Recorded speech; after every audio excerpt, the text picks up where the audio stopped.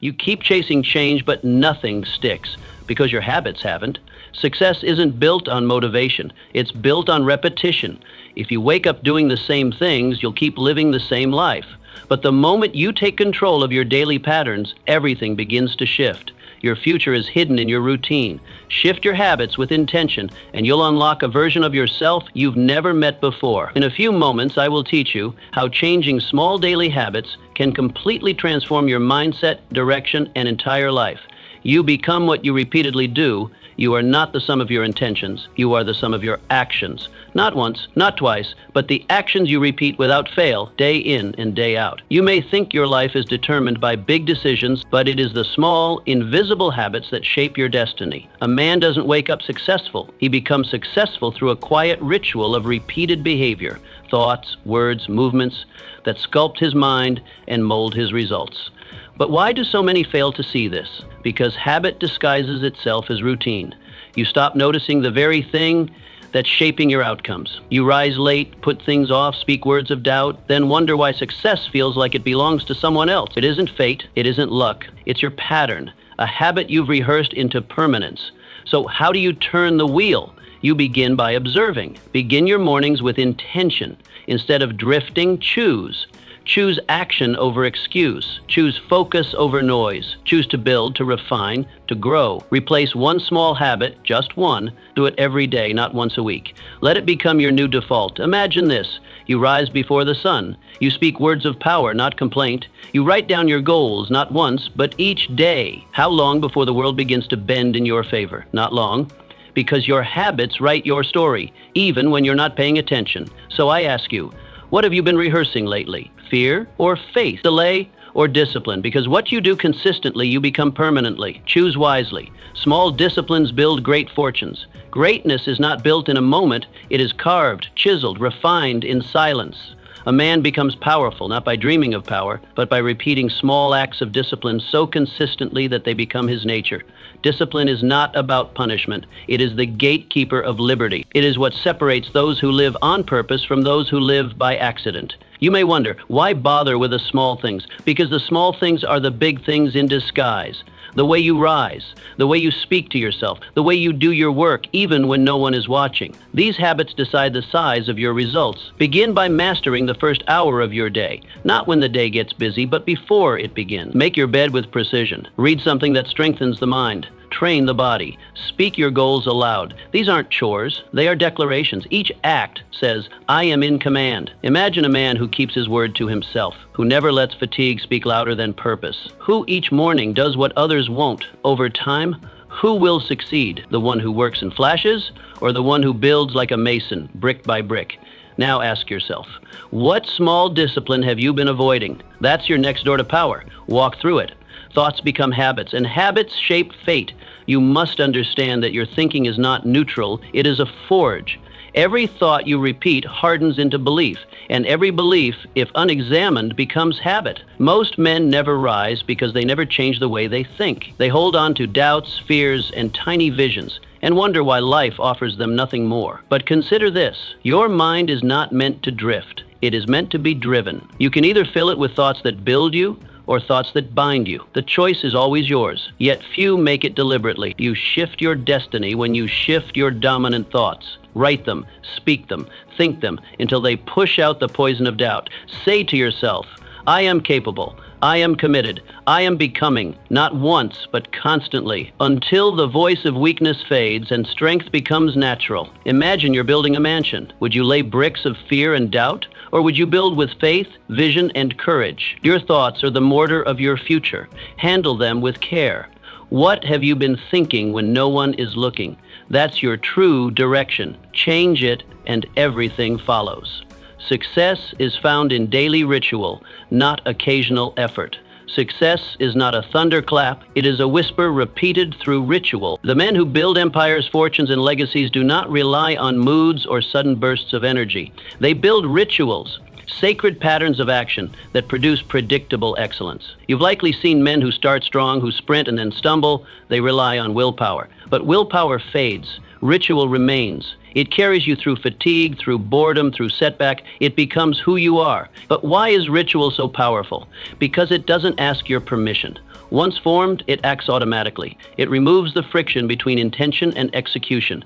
Ritual turns dreams into duties and duties into reality. You build a ritual by anchoring it to something sacred: morning, evening, meals. Attach an action to a moment. Repeat it, respect it, protect it. Let no excuse pierce it. Picture this: a man wakes before the town stirs. He lights a candle. He writes down 10 goals. He visualizes their completion. He lifts his body with effort. He repeats a sentence of power every day without fail. Will he not over time separate himself from the masses? So what are you doing each day without fail? That's your ritual. Is it building you or breaking you? Purpose fuels habits that last. A man who truly knows why he wakes up each morning does not need motivation. He embodies it. He does not shrink before pain, failure, or fatigue, because his soul burns brighter than any obstacle. Purpose is not just a goal. It is the engine behind every action, the invisible fire that turns discipline from a burden into a form of worship. Without it, even the best habits wither. A man can force himself to run for a few days, rise early for a week, or grind for a month. But without purpose, he will eventually stop, because there is no reason to continue. Now look around you. Watch how people live. Most move mechanically, drifting from one habit to another, mimicking what they see online, copying routines they do not understand, chasing results they don't even want. They scroll through other people's lives, hoping something will click in theirs. They wake up without clarity, they work without direction, they chase pleasure because they lack something more permanent. They do not fail because they are weak, they fail because they are not anchored. They lack purpose. And purpose cannot be inherited. It is not something anyone can give you. No book can hand it to you. No mentor can define it for you. You must decide it. You must write it. You must look into your own soul and say, this is why I am here. And once you do, you must return to it daily, morning after morning, night after night, not as a reminder, but as a ritual. The man who lives this way becomes unshakable, because when your habits are tied to your purpose, they transform. They are no longer duties, they are devotions. You no longer force yourself to stay focused. Distraction begins to feel like disrespect to your own destiny. You no longer need tricks to wake up early. Your vision wakes you before the sun. You no longer wrestle with consistency. Your identity demands it. So how do you find this purpose? You stop the noise. You sit in stillness. You ask, what was I made to contribute? You experiment with action. You write down goals, not for approval, but for alignment. Then you watch. Which of them stirs your spirit? Which ones make you move without pressure? That's your clue. Purpose is felt before it's understood. And once you sense it, you must build habits to honor it every single day. Imagine this: a man digging for gold. Many dig out of curiosity, but one dig because he knows the gold is there. He's seen it in his dream. He's felt it in his bones. His hands do not tire because his heart is convinced. And that's the difference. Conviction. So now ask yourself honestly, what are your habits serving? Are they tied to something real, or are they floating? If you don't know the answer, then the time to discover it is now. Once you connect your actions to your mission, everything else aligns. Pain becomes fuel, time becomes sacred, and your life begins to move with force. Your environment reflects your standards. Take a close look around you, not with casual eyes, but with the gaze of a man ready to rise.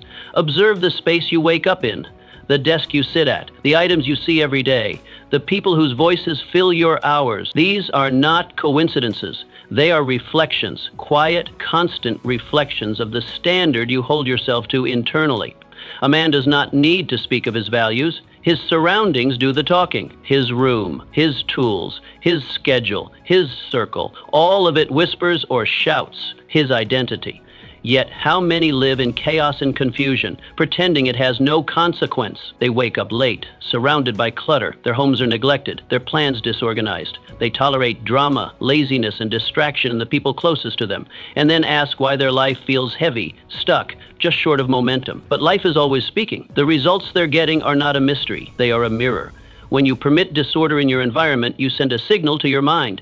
This is acceptable. This is what I deserve. And that quiet signal shapes your entire attitude. But when you demand more, when you clean with discipline, when you organize with intention, when you protect your peace from toxic influence, you begin to rise. Not just externally, but internally. You reinforce an identity of excellence. You begin to feel like someone who deserves more because you act like someone who does. So how do you raise this standard? You begin by confronting your environment with honesty. Audit your space. Touch everything. Ask yourself, does this serve who I'm becoming? And if the answer is no, remove it without guilt, without delay.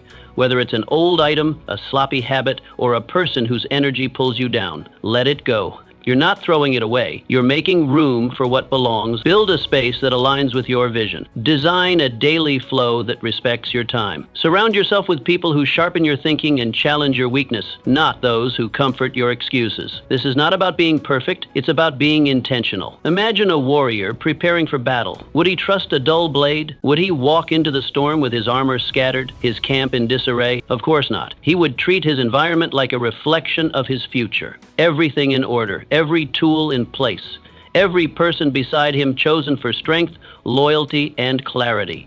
This is how you must begin to live, not by accident, but by design. So ask yourself with real courage, what have I allowed to remain that weakens me? It could be an object, a habit, a person, a mindset. Your success is not only shaped by what you do, but by where you do it and with whom. The man who builds his environment with care builds a mind and a life that is impossible to shake. Repetition rewires the mind. The mind does not bend to brute force. It does not yield to a single act of willpower or a burst of sudden motivation.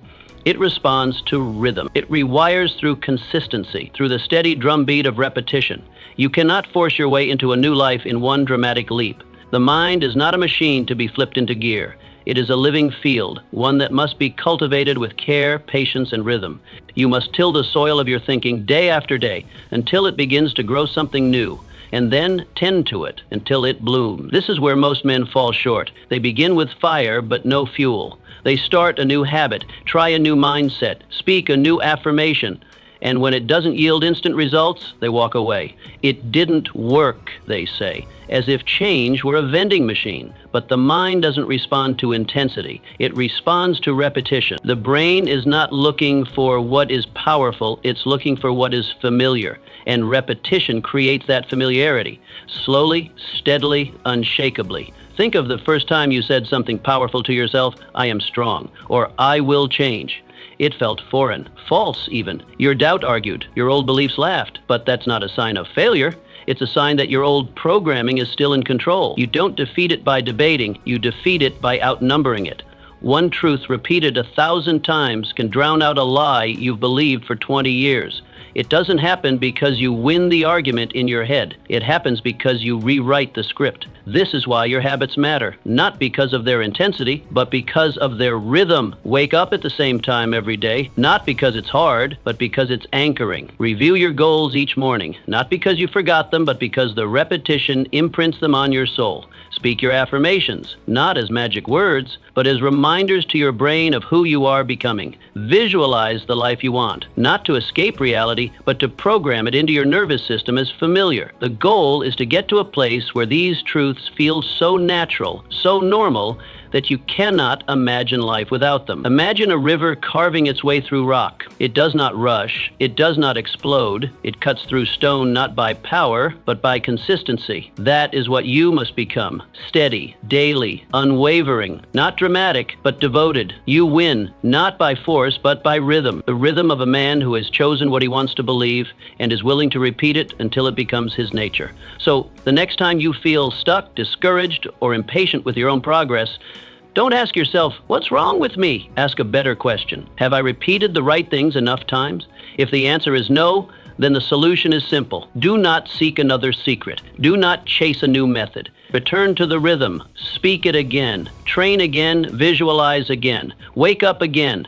Until the new you isn't something you're trying to build. It's simply who you are. Repeat, repeat, repeat. Stop starting over. A man who keeps starting over becomes a man who never truly arrives. His life is a cycle, fueled by bursts of energy, stalled by waves of distraction. He gets inspired, takes the first step, maybe even a few more, but the moment it gets uncomfortable, inconvenient, or unexciting, he stops. Then he searches for something new to begin, a new plan, a new system, a new goal. He mistakes motion for progress. He confuses activity with direction, and so he spins not forward but in place. You might tell yourself you lack discipline, that if only you had more willpower, you'd follow through. But often, that's not the real issue. The deeper truth is a lack of commitment, not to the dream, but to the process. You begin things you believe in, but you don't stay with them long enough to see the reward. You plant a seed, then walk away the moment the soil doesn't give you instant fruit. You forget that every oak tree began as a buried seed, unseen, ignored, and slowly breaking through the ground. That requires patience. That requires presence. What if you didn't abandon the path this time? What if you resisted the temptation to switch directions just because it's hard or slow? What if instead of reaching for a new goal, you nurtured the one you already began? There's power in staying put. There's strength in consistency. And there's magic, real, lasting magic, in pushing through the invisible middle. That part no one sees. The part where nothing exciting happens, where it's all just repetition, routine, and silence. That's the forge where character is made. Most men never get there, not because they can't, but because they don't. They don't endure long enough.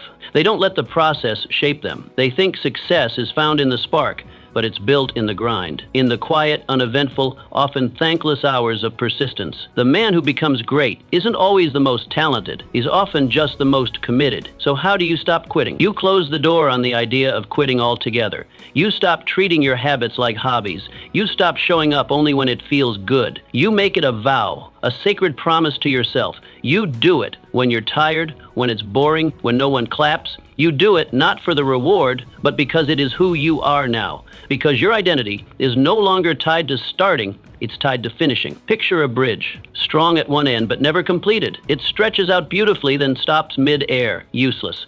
That's how many men's lives look. Grand beginnings, flashy starts, but no destination reached. What does your bridge look like? Are you the man who lays every stone day after day, rain or shine, until the other side is crossed? Or are you just building in circles? Next time you feel the pull to chase something new, pause. Ask yourself, did I finish what I started? Or am I running from the hard part again? The middle is meant to test you. It's meant to separate the dreamers from the builders, the tourists from the travelers. You can start 100 things and still remain in the same place. Or you can finish just one and cross over into a life you've never known. Don't start over. Stay. Lay the next stone. The other side is waiting. Emotion follows motion. You've been taught that emotion must come first, that you must feel inspired before you act, feel motivated before you begin, feel ready before you commit. But that's a lie, a dangerous one, because emotion does not lead, it follows. It is not the driver of your life. It is the passenger. And if you wait for it to steer you, you'll sit idle while your dreams rot in the garage. The fastest way to change how you feel is to change what you do. Movement reshapes mindset. Action creates energy, not the other way around.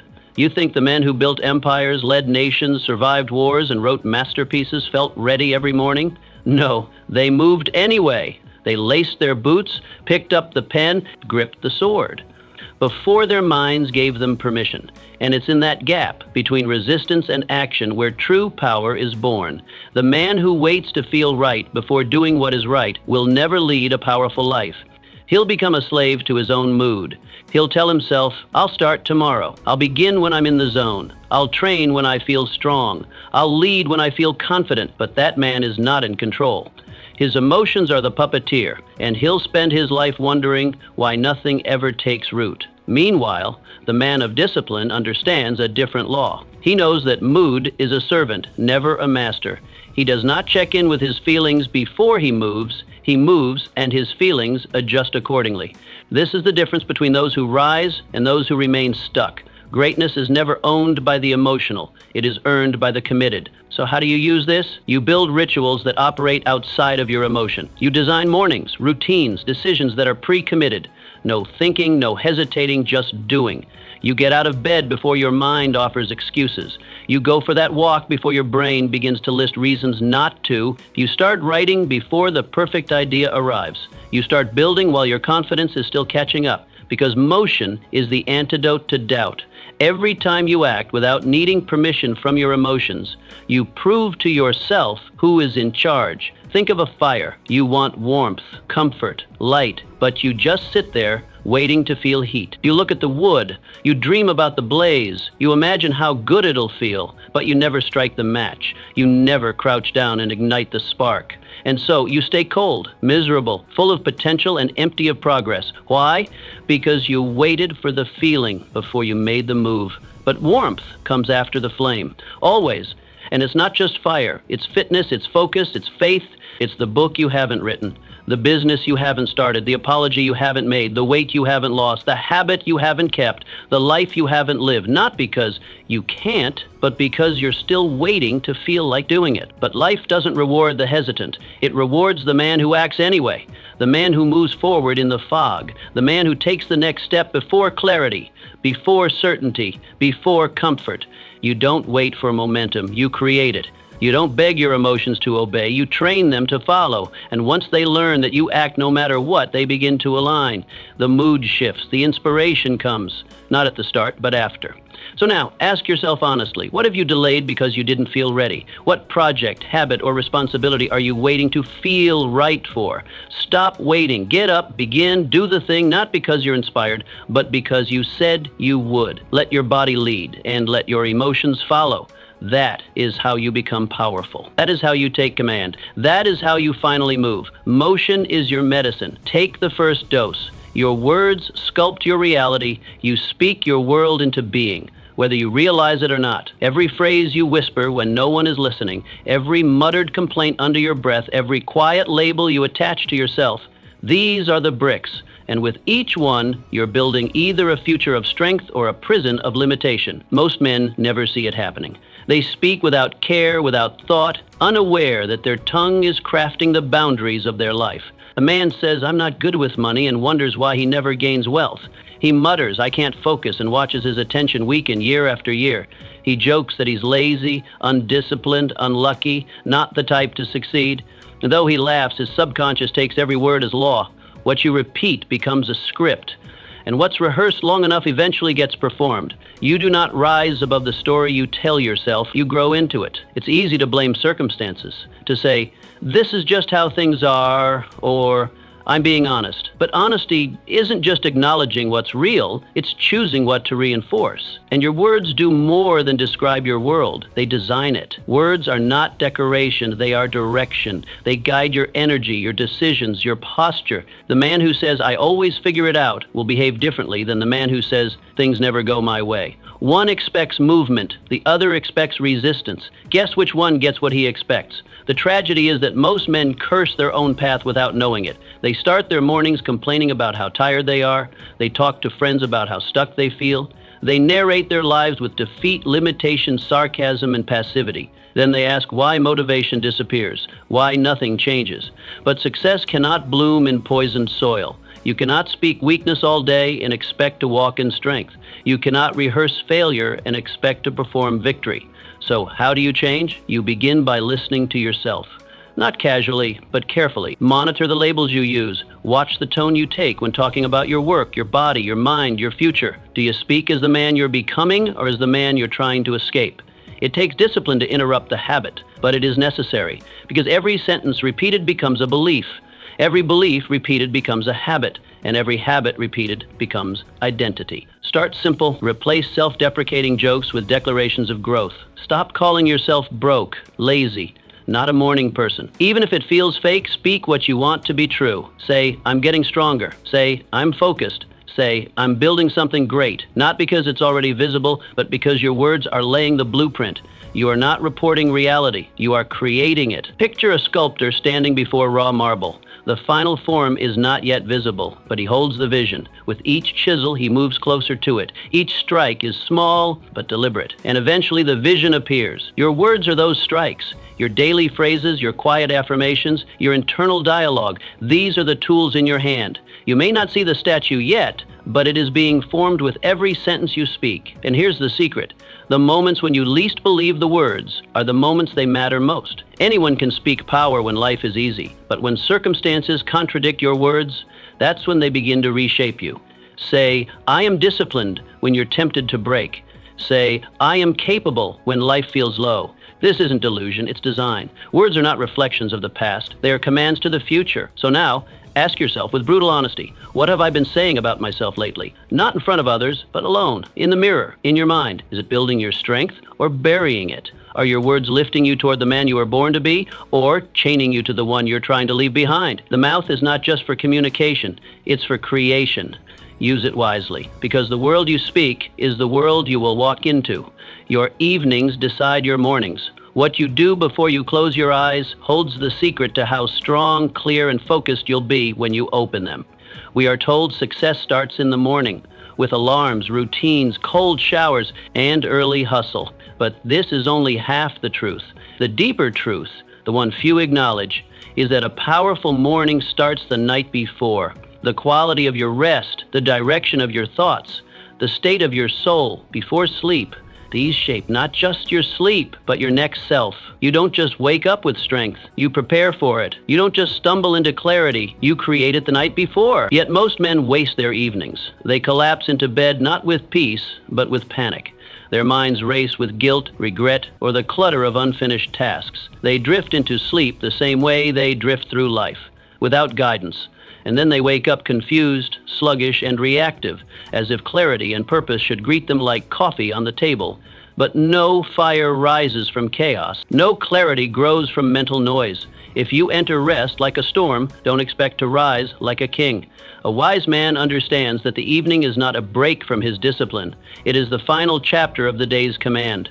He does not let go of his mind when the sun sets. He sharpens it. He does not stumble into sleep. He enters it with intention. His night is a ritual of review, realignment, and renewal. He prepares his inner world for restoration. He gives his mind permission to rest, not confusion to dwell in. So how does he do it? He takes inventory. He reflects on the day, not with harshness, but with honesty. He looks at what he did well, not just what he failed to do. He acknowledges his effort, his growth, and his movement, however small. Then he plans, he writes down tomorrow's aim, so his brain doesn't have to carry the weight of remembering it all night. He leaves no open loops. He gives his thoughts closure, and then he turns inward. He reads a few lines of wisdom, not headlines. He puts truth in his mind, not tension. He speaks a few words aloud, not to impress, but to program. I am strong, I am growing, I am ready. He says them not because he feels it, but because he chooses it. Because the words you fall asleep with are often the first ones your spirit listens to in the morning. What you whisper before you sleep becomes the rhythm of how you rise. Now imagine two men. Both go to bed at the same time. One lies in darkness, eyes open, replaying the day's arguments, failures, and stress. His body is still, but his mind is loud. The other man lights a candle, opens a notebook, and writes down the 3 things he's grateful for. He sketches out the key aim for tomorrow. He reads a page of wisdom. Then he closes his eyes, not from exhaustion, but from completion. One man escapes the day, the other closes it. Who do you think wakes up with more clarity, more strength, more readiness to attack the day? It is not the man who needed rest most. It is the man who prepared for it best. This is what separates the reactive from the powerful. The reactive man lets the day lead him, even into the night. The powerful man guides the day, all the way to its end. He understands that while he cannot always control how his morning begins, emergencies, interruptions, chaos, he can always control how the previous day ends. And that small control, repeated night after night, becomes an edge few possess. So ask yourself tonight, before your head hits the pillow, did I guide my day to the end, or did I simply let it run until I ran out of energy? Did I close the chapter with clarity, or did I let it trail off into confusion? The answer will show in how you wake up, not just in body, but in spirit. Make your evenings a ritual of mastery, not neglect. Let your final act each day be a return to yourself, because every new chapter of your life begins with the night that came before it. Sleep not just to rest, but to rise stronger. Break the loop of excuses. Excuses are elegant lies. They wear the disguise of logic. They sound responsible, even wise. But make no mistake, they are chains. Every time you say, I'm too tired, I don't have time, or I'll do it tomorrow, you are tightening those chains. Slowly, subtly, you are binding yourself to a smaller life. Excuses don't announce themselves as weakness. They whisper softly, wrapped in reason, in comfort, in stories you've told yourself for years. But underneath all of it, there is one truth. Excuses are the language of the undisciplined. The tragedy is that most people don't even realize they're speaking that language. They believe they are being honest. They believe they're explaining, but they're not explaining. They're stalling. They think they are defending their limits, but they are defending their prison. The moment you begin to justify inaction, you begin to accept mediocrity, not as a temporary delay, but as a permanent identity. The real problem isn't that you lack time, talent, or energy. It's not even that you face more obstacles than others. The real problem is that you've believed your excuses. You've repeated them so often they've become facts in your mind. You don't question them anymore. You carry them around like badges. I'm just not a morning person. I've always struggled with discipline. I'm too old to start now. But these aren't truths. They are mental habits, reflexes your mind has built to protect you from discomfort, risk, and responsibility. Growth is painful, so your brain, without asking your permission, builds defenses. Excuses are those defenses. They protect your comfort, but they kill your momentum. And every time you choose one, you step further away from the man you were meant to become.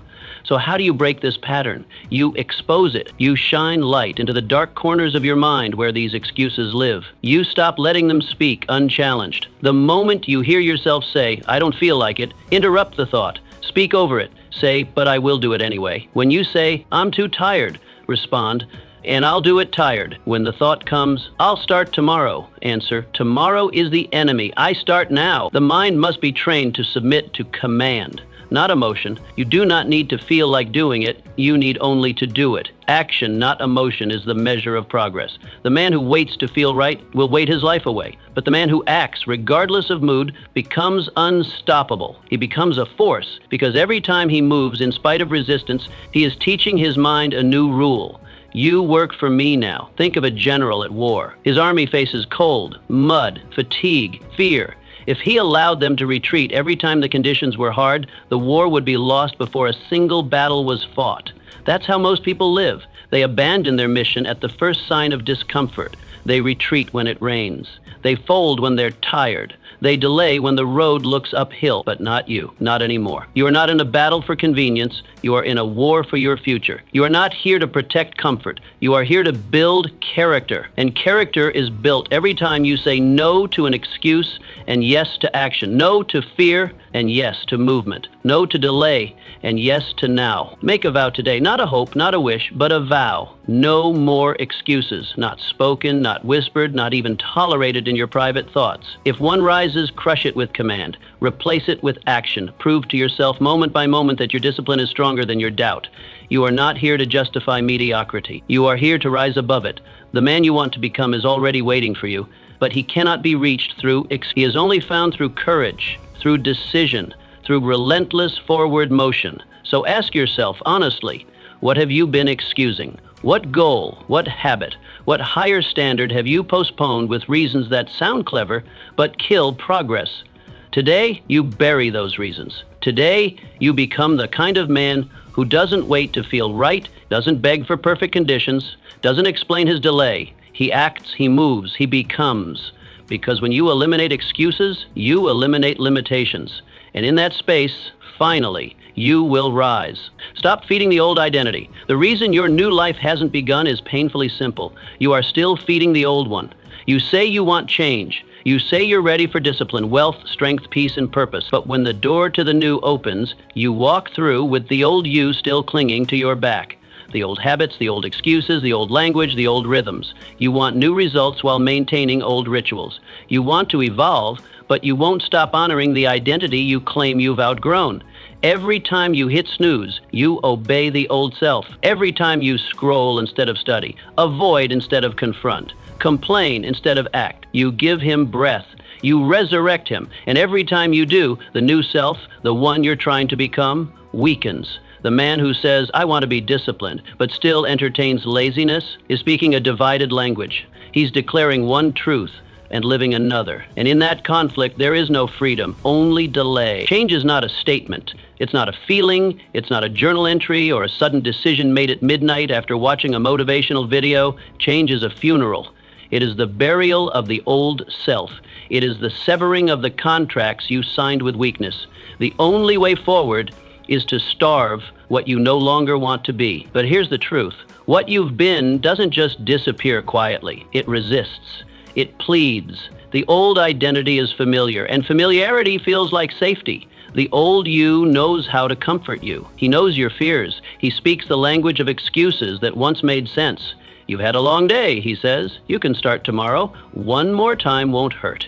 He whispers like a friend, but he is not one. He is the anchor tied around your ankle, wrapped in the voice of your own comfort. Comfort, that liar. It has one job, to keep you still.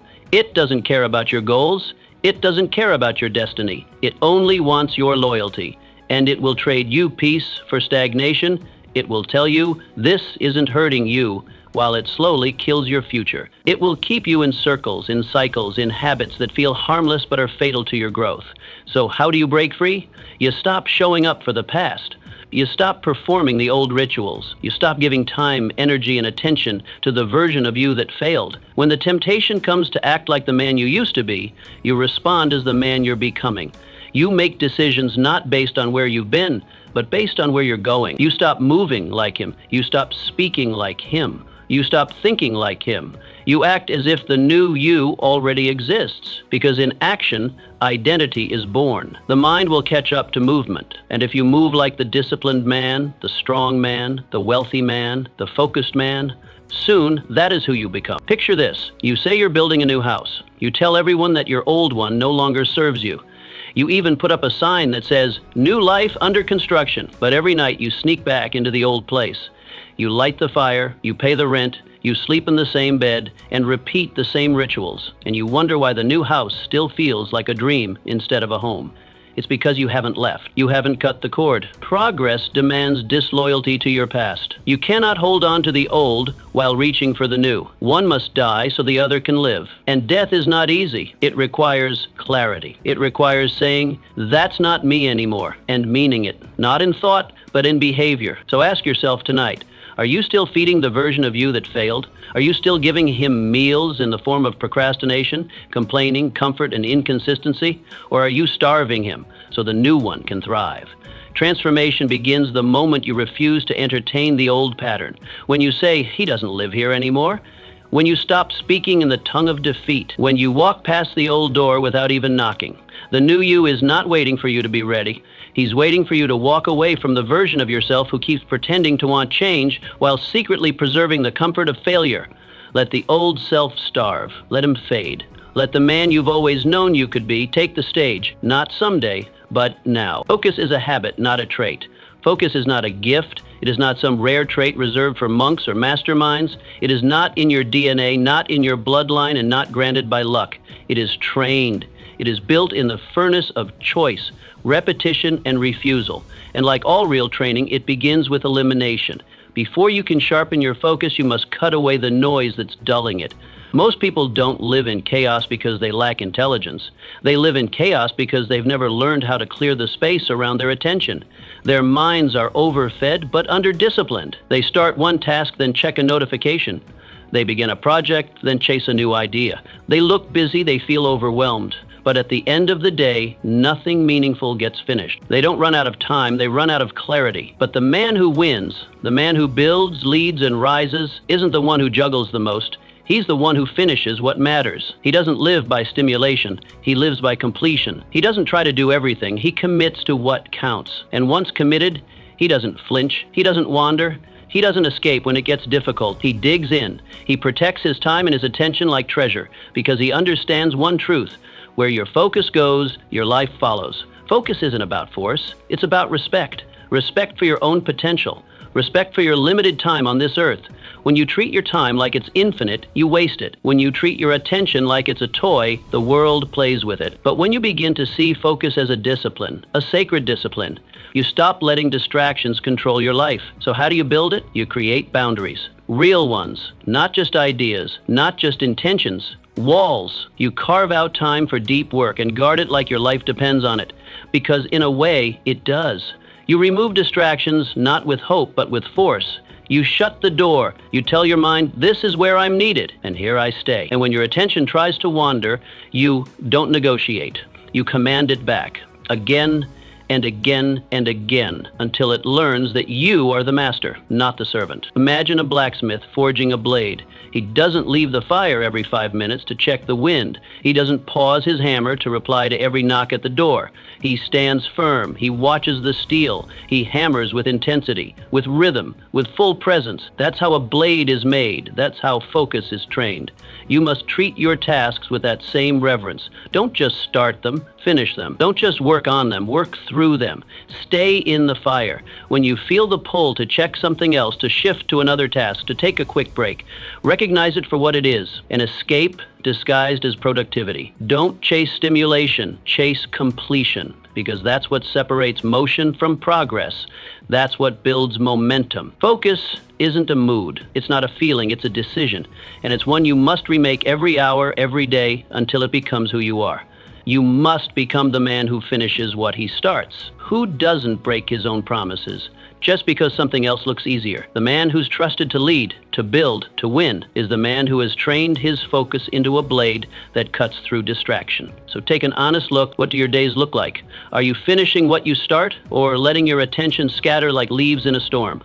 Are you acting with intent or reacting out of habit? Are you in control or are you being controlled? Focus is not found, it is forged. It is not something you discover one day, it is something you become through deliberate action, through ruthless elimination, through fierce commitment to your mission. And once you make focus your discipline, everything changes. Your work sharpens, your confidence grows, your days become cleaner, simpler, more powerful. You stop spinning, you start building. So remember this. Distraction is weakness in disguise, and every time you indulge it, you choose to stay ordinary. But every time you resist it, every time you stay on the fire, you carve yourself into someone who cannot be moved. Make focus your discipline, and the world will begin to respect your work, because the world doesn't follow the scattered, it follows the steady. Be the one who stays. Consistency is the most respected currency. Anyone can be great for a day. Anyone can rise once, shine once, show the world a glimpse of their potential once.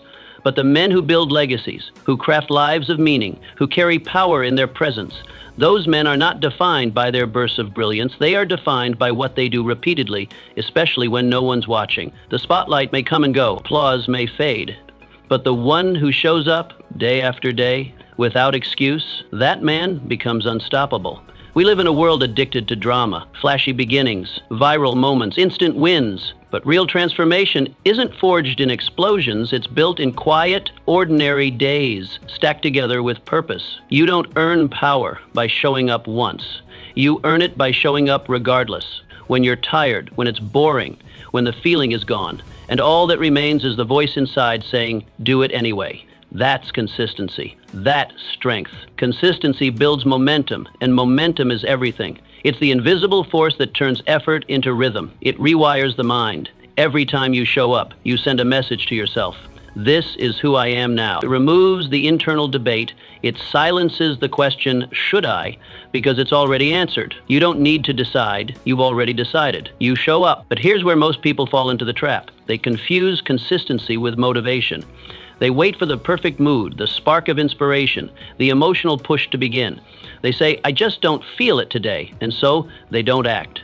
But consistency is not about feeling, it's about commitment. Motivation is a spark. It comes and goes. It's useful, but it's undependable. It's emotional weather, sometimes sunny, sometimes stormy, often unpredictable. But consistency, that's the flame that stays lit, even in the rain. The men who understand this shift their entire mindset. They stop treating discipline as something they need to feel into. They treat it as identity, not a choice, but a command, not a decision, but a standard.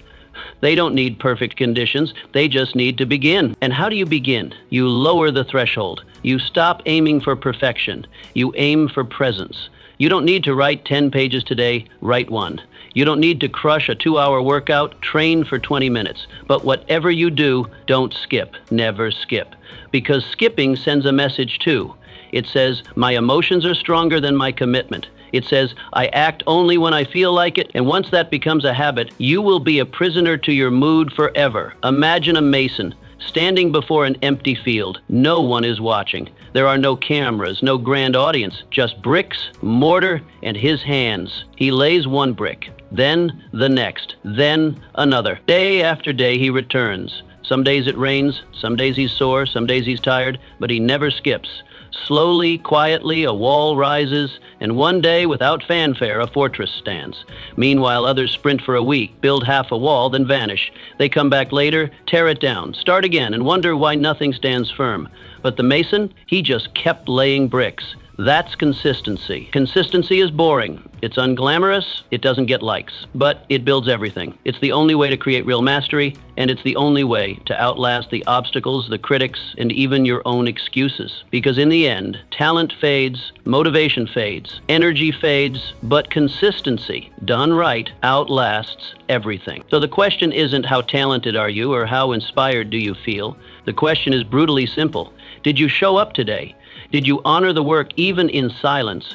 Did you keep the vow you made to yourself even when no one would have known if you skipped? Because that's where the real self is built. In the small, invisible acts of consistency. In the brick laid on the day when laying it felt pointless. In the sentence written when no genius visited your mind.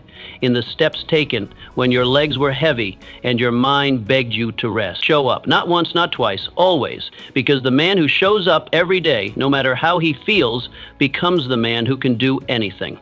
And that, in the end, is how greatness is made. Quietly, repeatedly, unshakably, one brick at a time. Your body reflects your discipline. Your body is not just a vessel. It is a reflection of who you are. It reflects your choices, your discipline, your energy, your values. It tells the truth about your routines when your words do not.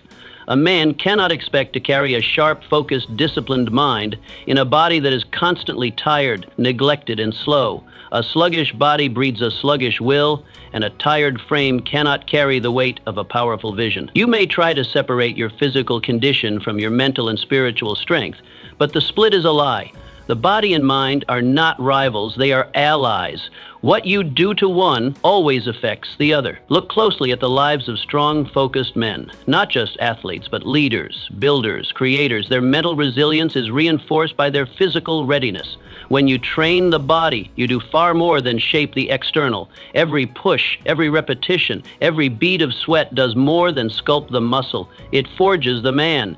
Each time you resist the urge to quit, to sleep in, to skip the hard thing, you grow stronger in places no mirror can show. You build command over yourself. You prove that your will is stronger than your weakness. And that command doesn't end in the gym, it bleeds into every area of your life. You begin to approach work with more drive. You speak with more clarity. You sit straighter, breathe deeper, walk with greater presence. You stop tolerating laziness, not just in others, but in yourself. And in a world where most people have surrendered to comfort, your discipline becomes your edge. Yet still most postpone. They say, I'll begin when life settles down. I'm not really the athletic type. I just don't have time. But discipline doesn't come from having the right body. It comes from moving the one you have. It doesn't begin with biology. It begins with motion. Your body is moldable. Your energy is trainable. And your will, it is sharpened one rep, one walk, one breath at a time. You don't need to start with an intense routine. You don't need to prove anything to anyone. But you must begin, rise early. Before the world has a chance to ask for your energy, give it to yourself. Move your body, stretch it, challenge it, breathe deep. Feel your own strength, even if it's not yet where you want it to be. Because when the blood moves, the mind follows. You become clearer, more grounded, more alive. You remember that you're not just a thinker or a dreamer. You are a builder. And the first thing you build is yourself. Train, not to impress others, but to express who you are. You are not here to shrink, to hide, to become soft. You are here to carry a mission. And for that, you need a body that can carry weight. Not just physical weight, but the emotional, mental, spiritual weight that comes with responsibility, leadership, and legacy. Imagine a warrior preparing for battle, a man on horseback, about to ride into danger. Would he neglect his steed? Let it grow weak, slow, undisciplined? Of course not. He sharpens it, he trains it, he feeds it with care, and moves it with purpose.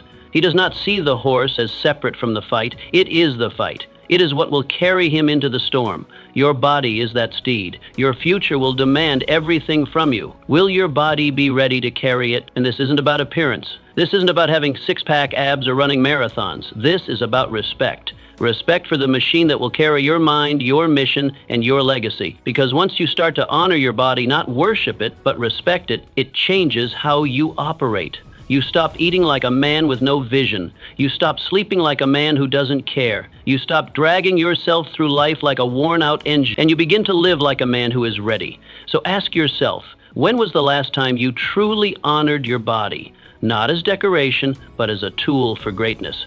When did you last challenge it, strengthen it, stretch it, move it like it was meant for more than sitting and scrolling and surviving? You don't need to be perfect, but you must be present. Show up in your own body, live inside it, breathe into it, train it, not because you're broken, but because you are becoming. Don't let your body become an afterthought. Don't let it grow dull while your dreams grow sharp. Because in the end, every vision you hold, every challenge you face, every success you build will be carried out through your body. Make it strong, make it steady, make it ready. Because discipline does not begin in the clouds. It begins in the flesh, and from there it flows into your future. Energy is managed, not found. You don't find energy, you direct it. You don't sit around and wait for the stars to align, for motivation to arrive, or for the perfect circumstances to awaken your spirit. Energy is not a gift granted to the lucky or the naturally driven. It is a force that must be channeled, commanded, and assigned. The most successful men are not those who feel powerful every moment. They are those who decide where their power goes. And they know that energy, like time, must be distributed with intention. And the man who does not control his energy will always be controlled by everything around him. Look closely at most people. Watch how they spend a day. You'll notice something tragic. They leak energy. Not in great dramatic bursts, but in constant drips that go unnoticed until they're empty. They waste it on petty annoyances. They spend it on decisions that don't matter. They argue about things that have no bearing on their vision.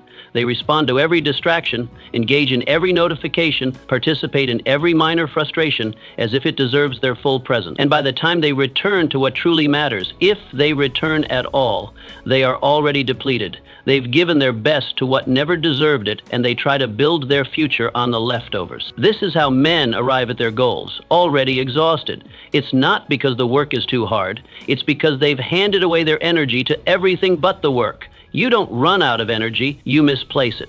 And you will never reach greatness if your energy is scattered before it ever meets your mission. But imagine something different. Imagine what happens when you begin to guard your energy like treasure. When you rise in the morning and claim your day with authority. You say, this is where my energy goes today, no more, no less. You stop offering it to anything that doesn't serve your growth. Suddenly, fatigue no longer owns you. You don't stumble through your hours drained and confused. You don't live at the mercy of interruptions or moods, because now you're in command. And how do you take that command? You begin by eliminating what drains you. That means cutting out unnecessary decisions. What to wear, what to eat, when to begin. You simplify, you standardize, you automate what doesn't require creativity so your mind is free for what does. You remove the clutter, mental, physical, emotional, that eats away at your strength. You say no to chaos, and you say yes to clarity. You set a focus for each day, not 10, not 5, 1. One thing that deserves your full presence. You decide what deserves your energy, because not everything does. Not everyone gets a response. Not every irritation gets your reaction. And the more you move from intention, the less you move from impulse. This is not about being cold or distant. It's about building a mind and a life that reflects purpose. Because purpose is not just about having a goal. It's about having the power to protect the pursuit of that goal. And energy is the fuel for that pursuit. Picture a farmer. He has a handful of seeds, limited in number, valuable in purpose. If he gets careless and scatters them across rock and weeded soil, he might feel busy, he might feel productive, but at harvest, he will have little to show. His work was real, but his focus was wasted. But if he chooses rich soil, if he plants with precision, if he waters with consistency, his harvest multiplies. His reward grows. Your energy is no different. You only have so much, and if you give it to every irritation, every small distraction, every unworthy commitment, you are scattering it across rock. But if you assign it, guard it, and plant it where it can grow, your return becomes extraordinary. So pause for a moment. Reflect honestly. Where did your energy go yesterday? Did you give your best hours to your deepest purpose or to trivial demands? Did you pour your focus into your mission, or do you let the world pull it apart? And now ask, where will it go today? Not in theory, in action.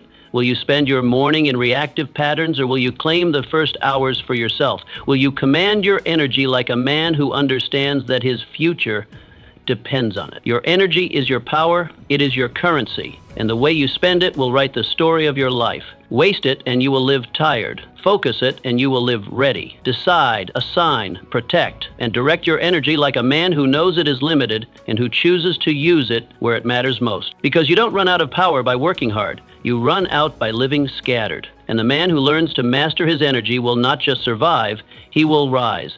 Every single day, rebuild your self-image through action. You will never rise above the picture you carry of yourself. That image, the silent, invisible portrait of who you think you are, shapes everything. Your decisions, your reactions, your habits. It determines how much effort you put in, how long you stay in the fight, how you handle success, and how you deal with setbacks. You may have goals that are enormous, plans that are brilliant, and talents that are rare. But if your inner image whispers, you're not the type, you will find a way to fail. Not because you wanted to, but because the subconscious mind always obeys what it believes to be true, even if that belief is false. This is the reason so many men sabotage themselves. They think they're just unlucky. They think they lack willpower or discipline. They think it's a problem of motivation. But often what's really happening is that their actions are being pulled back into alignment with an old image. You can only outperform your self-concept for so long before it pulls you back. The man who sees himself as weak will eventually prove himself right, even if he has a moment of strength. The man who sees himself as undisciplined may start a routine, but he'll quit just when it begins to count. Not because he wants to, because he believes he has no choice. But here's the secret, the truth that changes everything. Your self-image is not fixed. It can be rebuilt. You are not bound to the old portrait. The man in the mirror is not finished. He's clay. And you have the tools to reshape him. You don't do it with affirmations alone. Words help, yes, but they cannot stand alone. You rebuild the picture with action. Every time you do something strong, disciplined, noble, or clear, you send a signal to the deepest part of your mind. This is who I am now, and with each signal, the image begins to shift. Slowly, subtly, but certainly. The lines begin to blur and reshape, and one day, you don't just act disciplined, you are disciplined. You don't just do what strong men do, you see yourself as one. So why do most people fail to change this image? Because they try to think their way out of an identity that was built through action. You can't overthink a pattern that was created by years of behavior. You can't lecture your way out of self-doubt. You must act first, then believe. The mind follows the body, not the other way around. You must move even when the inner voice says, you're not that kind of man, especially then. Act as if, not to pretend, but to become. Act as if you are already the man you aspire to become. Speak how he would speak. Move how he would move. Choose what he would show up. At first, it feels like a lie. It feels forced. Your old self-image resists, but if you keep going, if you keep doing, something changes. Your subconscious watches. And eventually it accepts the new data. The image evolves. And once the image changes, your behavior no longer feels like effort, it feels like truth. Start simple. You don't need a revolution, you need a moment, a promise kept. One small, specific, exact promise to yourself today. Maybe it's rising on time. Maybe it's training when you said you would. Maybe it's writing a single paragraph. It doesn't matter what it is. What matters is that you complete it, not for the result, but for the message it sends. I do what I say. And that message becomes a brick, another brick in the foundation of a new identity. And do it when it's hard. That's when the reconstruction really begins. When the old image screams, skip it, and you do it anyway. When the fatigue says not today, and you show up anyway. That's when the shift happens, not in comfort, but in contradiction. Every time you do what the older version of you would have avoided, you chip away at his control. You weaken his grip. You break his frame, and you begin to build a new one. Imagine a sculptor standing before a block of stone. From the outside, it looks solid, unshaped, unformed. But the sculptor sees more. He sees through the stone. He believes there's something greater beneath.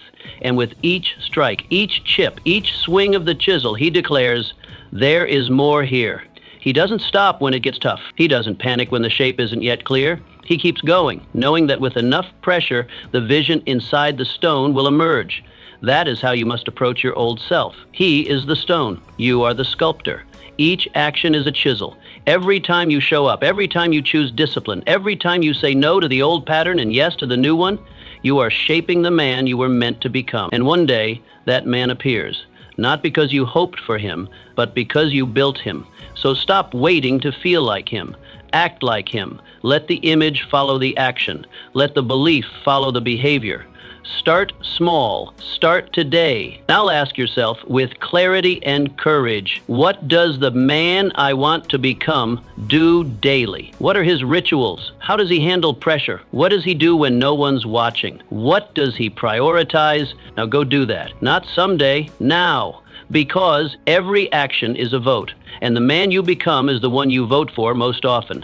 Make your vote count. The image will follow, and when it does, you will never be the same. Protect your mind like a fortress. Your mind is your kingdom. It is the seat of your power, the origin of every word you speak, every step you take, every life you shape, including your own. And like any kingdom, it must be guarded. What enters it stays. What stays builds. And what builds eventually rules. If you do not stand guard at the gate, the world will walk in unannounced. It will leave its dust, its poison, its confusion scattered across the halls of your mind. And soon, you'll wake up in a castle that no longer feels like home. Most men live unaware of this invasion. They wonder why they feel off, unmotivated, disoriented. Why they start the day with hope and end it with heaviness. Why their confidence fades without warning. But the answer is simple. They let anything in. They allow opinions, fears, doubts, and distractions to march into their kingdom unchecked. They confuse entertainment with nourishment. They absorb every joke, every headline, every mindless scroll, and then they wonder why their own thoughts feel foreign. Their mind becomes a noisy marketplace, open to all, owned by none. But the powerful man is different. He doesn't leave the gates wide open. He knows the value of his mind. He understands that it is not neutral ground. It is a battlefield. And if he is not the one standing guard, someone else will occupy the space. A powerful man does not let everything in. He selects. He questions. He reflects. His mind is not a dumping ground. It is a fortress. And why does this matter? Because every thought you entertain writes a line in your future. The mind does not know the difference between a joke and a judgment, between sarcasm and truth, between self-deprecation and self-destruction. It simply absorbs. And what it absorbs, it repeats. What it repeats, it begins to believe. And what it believes, it starts to build. You've seen it yourself. A man tells himself he's not smart enough, just a joke at first, a throwaway line in a conversation, but then he says it again, then again. Soon, it becomes a filter. He hesitates when he should speak. He withdraws when he should lead. And he doesn't even realize that the source of his hesitation isn't reality, it's the quiet repetition of an unguarded thought. This is how the mind works. It does not discriminate. It simply reflects what you feed it. And if you don't take control of the feeding, the world will do it for you. So how do you guard your mind? You become selective. You treat your thoughts with the same discernment a king would show to those requesting audience. You ask, who sent you? What do you want? Do you deserve to stay?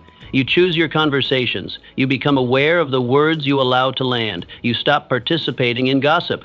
Not just out of morality, but out of strategy. Because gossip weakens the mind. It trains you to focus on what does not matter. It steals energy from your purpose and trades it for petty analysis of others. You avoid trivial talk, small minds, and loud opinions with no wisdom behind them. You become ruthless in your input, not because you fear the world, but because you value your clarity. You read that which lifts you. You listen to that which sharpens you. You place your mind in front of teachers, thinkers, warriors, and sages, not clowns, cowards, and critics. And most importantly, you spend time in silence, not as escape, but as strategy.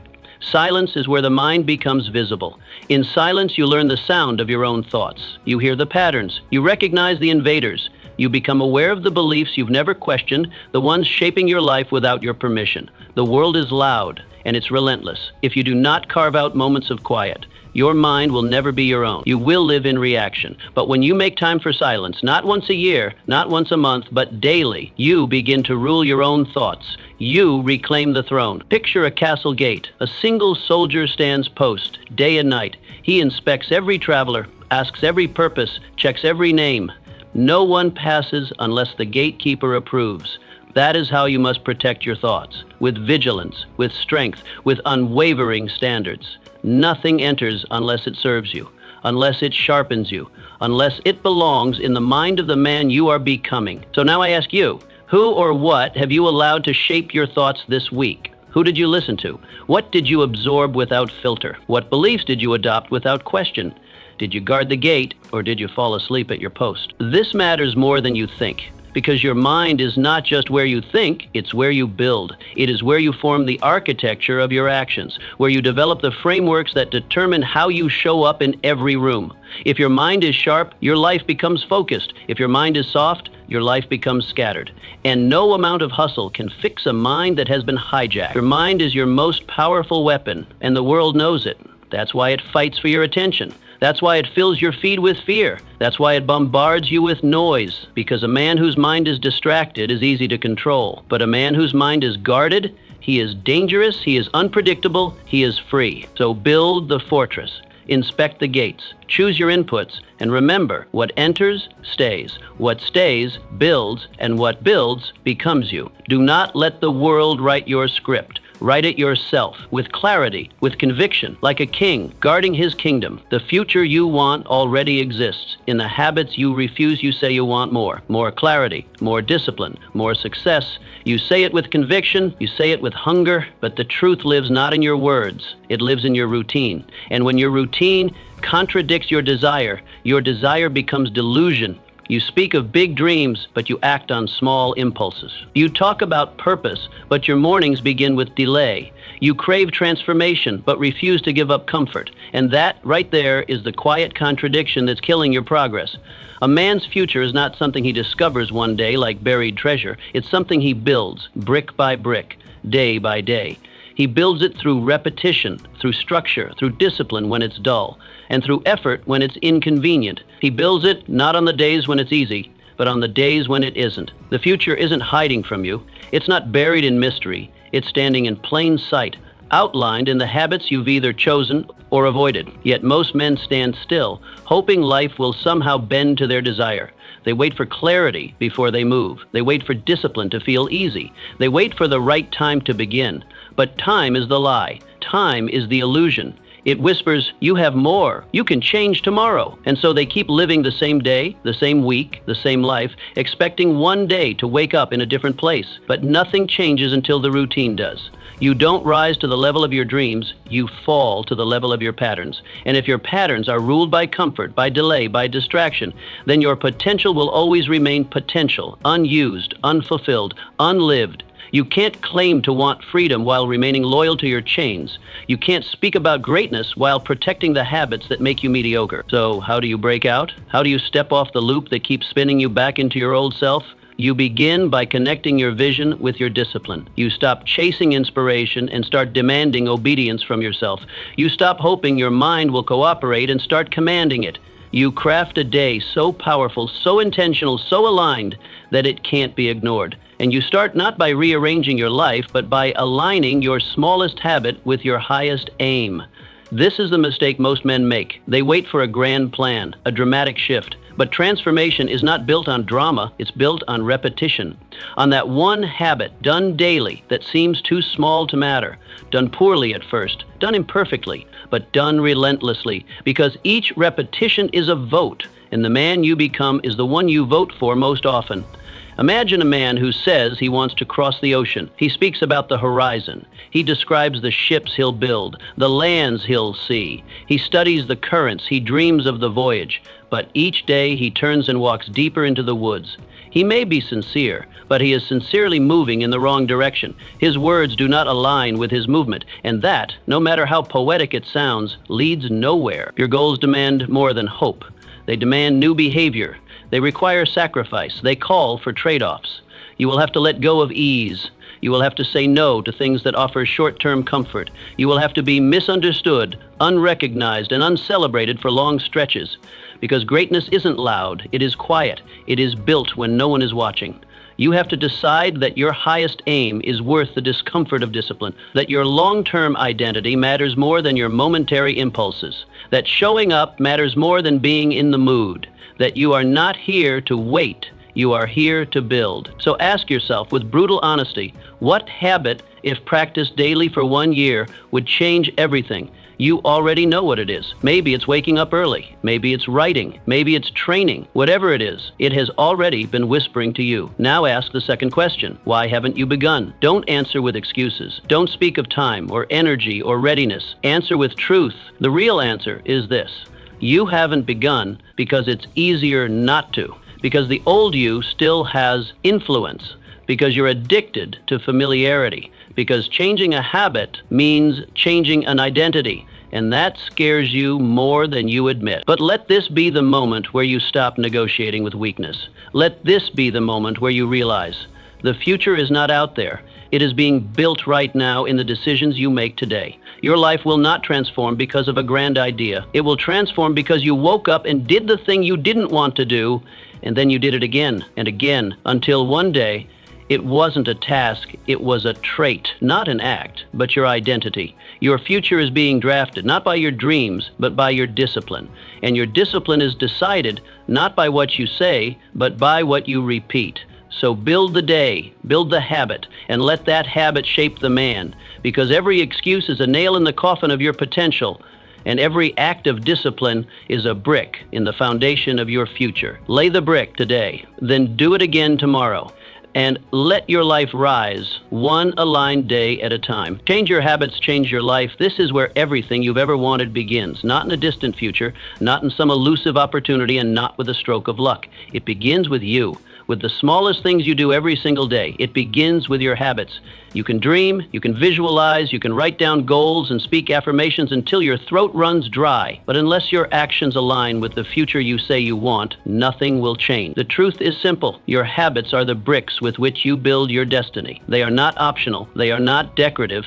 They are structural. And if your life feels weak, if it crumbles under pressure, it is because the foundation, your habits, were never truly built for the weight of the life you claim to desire. You are not controlled by fate. You are not bound by how you were raised or by the circumstances you were handed. You are shaped moment by moment by the patterns you repeat without even thinking. Wake up late, complain before creating, scroll before stretching, then don't be surprised when your days feel hollow, your energy low, and your purpose unclear, because that's what those habits earn you. But if you change even one of them, truly change it, you begin to move the needle of your life. A man doesn't become strong by lifting a mountain. He becomes strong by lifting small weights consistently. Discipline isn't built in a single moment of inspiration. It's formed in quiet repetition. And your life, it's not changed by a breakthrough. It's shaped by the things you repeat when no one is watching. Change doesn't arrive on its own. It doesn't care about your wishes. It doesn't respond to hope. Change must be commanded through decisions backed by action. This is the part no one wants to hear because it's not glamorous. It doesn't come with applause. It comes with early mornings, silent evenings, and daily commitments that feel boring, thankless, and small. But make no mistake, those small acts are what forge a new identity. And when your identity changes, so does your destiny. Because the world doesn't respond to what you want, it responds to who you are. If you think like a victim, you'll attract problems. If you act like a leader, you'll begin to command influence. If you discipline your mind, your results will eventually reflect that order. But it all begins with that critical question, who am I becoming with the habits I currently follow?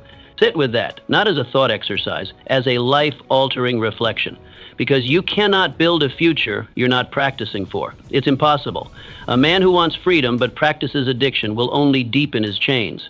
A woman who wants confidence but rehearses self-doubt will only amplify her insecurity. Your habits are rehearsals.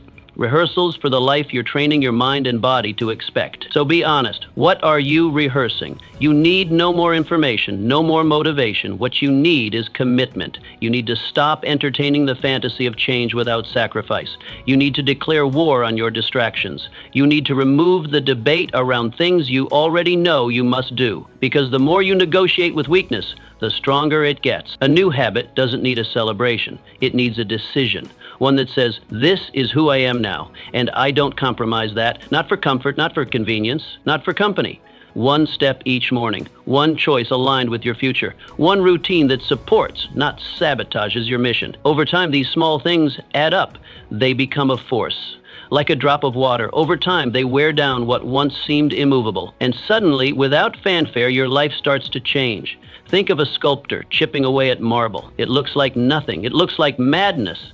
But slowly, with patience and pressure, something begins to emerge. Something that wasn't there before, but was always possible. Your habits are the chisel. Your life is the marble. And every decision you make is either bringing your vision into form or burying it deeper in stone. You must become deliberate. You must become a craftsman of your days. Stop waking up hoping to feel motivated. You won't. That's not how this works. Greatness isn't built on mood.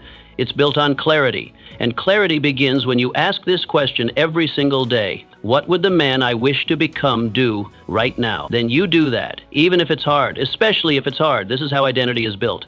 Not through revelation, but repetition. You don't become trustworthy by accident.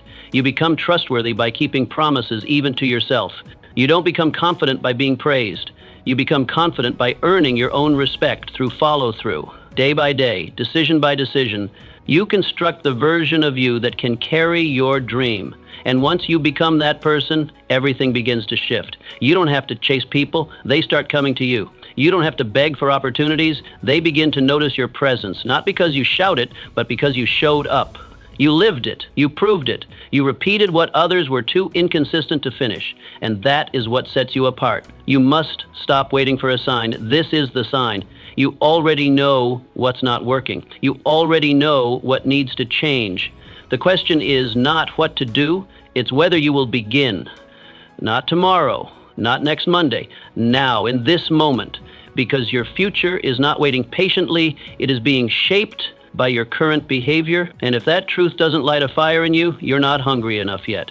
But when it does, you'll realize this: the smallest act done with discipline is greater than the grandest dream delayed by doubt. So I ask you again, one final question. If you knew without any hesitation that changing your habits would change your life, what excuse would you still be holding? Would you say you're tired? Then know this: doing nothing drains you more than progress ever will. Would you say you're unsure? Then clarity comes from action, not before it. Would you say you're waiting for the right time? Then remember, time doesn't wait for you. It passes regardless. The question is not whether life will move. It will. The question is whether you will move with it, consciously, courageously, and consistently. Your habits are not small. They are everything. They are the whispers of your future calling out, will you rise or will you repeat? And so I leave you with this: no more waiting. No more postponing. No more negotiating with weakness. The time is now. The power is in your hands. Your life will not be changed by chance, but by choice. And the choices you make daily are the ones that write your future. Now begin. You must create before you consume. A man with ambition must learn a sacred discipline. Build before you absorb. Before the world has a chance to invade your thoughts, before the messages, the headlines, the scrolling noise of 1,000 other voices, you must create. Not because it's trendy, not because someone told you to journal, but because creation is how you plant your own flag into the soil of the day. You must begin your day with your voice, your mind, your intention. That is how you own your morning, before the world attempts to own you. And you wonder why you feel distracted, scattered, reactive instead of proactive? It's because the first voice in your day wasn't yours. Let this be your wake-up call. Your first act of the day must be creation, not consumption. Write a sentence, sketch an idea, plan your priorities, sit in thought, reflect, breathe into your vision. It doesn't need to be perfect. It doesn't even need to be pretty, but it must be yours. When a man begins his day by consuming, he becomes a carrier, not a commander. He walks around with borrowed thoughts. He starts the race behind, trying to catch up. And no matter how much he does later, something always feels off. He's reactive. His edge is dulled. his clarity clouded. Why? Because he skipped the moment where his mind was still his own. Picture this. A king who wakes up and immediately invites every stranger into his throne room. Before dressing, before thinking, before setting his direction. By the time he wants to speak, there's too much noise to be heard. That's what most men do. They let the world in before they've even met themselves that day. But imagine the opposite. A man rises with the sun. No talking, no outside voices, just stillness. And then a spark. A note jotted down, a plan laid out, a thought formed into clarity, a decision made in silence. That man has declared something powerful. I lead my mind. It does not lead me. That's why the first 30 minutes are sacred. They are not for responding. They are not for absorbing. They are for initiating. You may meditate, you may journal, you may write your goals, you may build your business, or simply shape your thinking. But it must be creation first. Output before input. Think of a composer rising at dawn. No voices in the hallway, only fingers on keys, only him in the stillness. That's when music flows, because nothing else has filled the space. The room is empty of noise, and in that emptiness, truth enters. Or imagine a philosopher just before sunrise. He sits, not with books, but with his own questions. He reflects, he contemplates, he sharpens the tools of reason. Only later, after his mind is anchored, will he engage with the outside world. Because he knows your thoughts must be forged before they are tested. What about you? Have you been beginning your days as a creator or a consumer? Do you start with discipline, or do you surrender to the current of other people's urgencies? Most men are not weak because they lack ambition. They are weak because they've outsourced the beginning of their day. And when you lose the morning, you rarely regain your strength. You carry that passivity forward into your work, your interactions, your decisions. You're foggy, you're scattered, you're off. And you can't fix it halfway through the day. You have to own it from the beginning. So, how do you start this habit? You guard the first 30 minutes like a warrior at the gate. No messages, just you and your work. You train your mind to expect this time, to crave it. You wake up with purpose, not to check, but to create. And once you build this rhythm, you'll begin to feel the shift. Because something powerful happens when you begin the day with your own voice. You become centered, clear, composed. The world still speaks, but it no longer drowns you out. You hear it after you've already declared your direction. And that is how a man builds momentum. Not from speed, not from hustle, but from clarity, earned in solitude, through consistent creation. So I ask you again, and ask with seriousness, who begins your day? You? Or the world? If it's not you, you've already lost something you may not even recognize. But it's not too late to reclaim it. Start tomorrow. Rise early. Sit with yourself. Don't touch the noise. Create, think, plan, write, reflect, and notice what happens. Not just to your morning, but to your entire life. You'll walk differently, decide differently, lead differently. Because when you create first, you command the day. When you consume first, you surrender it. Choose wisely. Change doesn't happen overnight, but it does happen daily. Every small habit you choose builds the future you either desire or regret. So walk away from this not just inspired, but decided. Decide to act. Decide to build. Decide to change. Because once your habits shift, your identity follows, and your life will never look the same. Start today. One habit, one decision, one step closer to the life you were meant to live.